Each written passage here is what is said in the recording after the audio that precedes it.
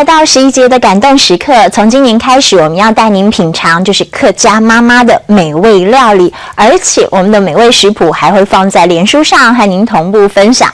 今天呢，我们就要到新竹宝山，在宝山这里呢，我们邀请客家妈妈许新平教大家制作客家大汤圆，要带您看看这道美味料理的背后有着怎么样的动人故事。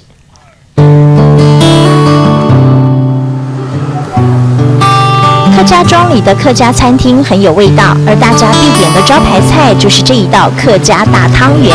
因为料多实在，古早味十足，所以光是汤圆一天可以卖出3000颗。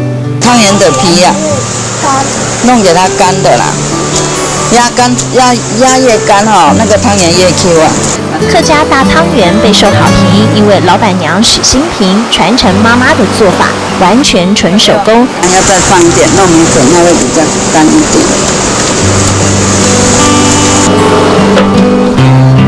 光是汤圆的外皮就要花好几道工，才能够让它滑嫩又 Q 弹，而内馅也是精挑细选。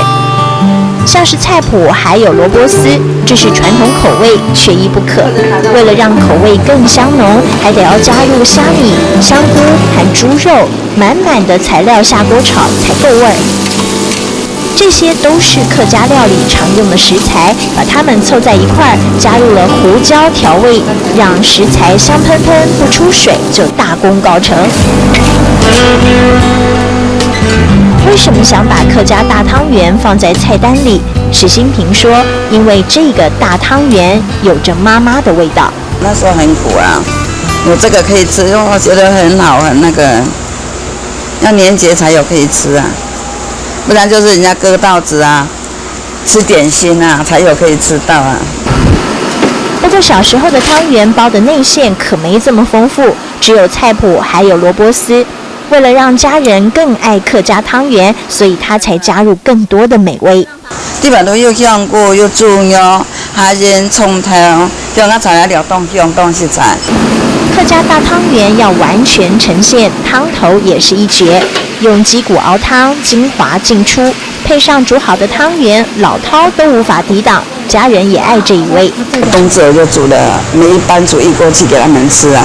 我孙女在那边一直去咬，老师说：“啊，你家不是卖汤圆吗？你怎么吃那么多个？”历经丧子之痛，家中失火，脚伤治疗，许新平一生很辛劳，靠着坚韧的客家精神以及传承皮 Q 馅料饱满的妈妈味道，他养育孙女，也让大家能够品尝这道美味料理。